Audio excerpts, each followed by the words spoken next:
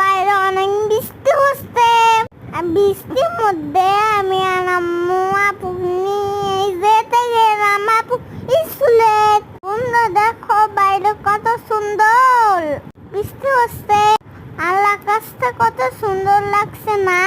আমি লিস্তাম আম্মু আমি গল্প করতে করতে চলে গেলাম। আমি বৃষ্টিতে ভিজতে অনেক ভালো লাগে আমার। দেখো চারপাশে কত বাদাম বসেছে, টিপ টিপ করে বৃষ্টি পড়ছে।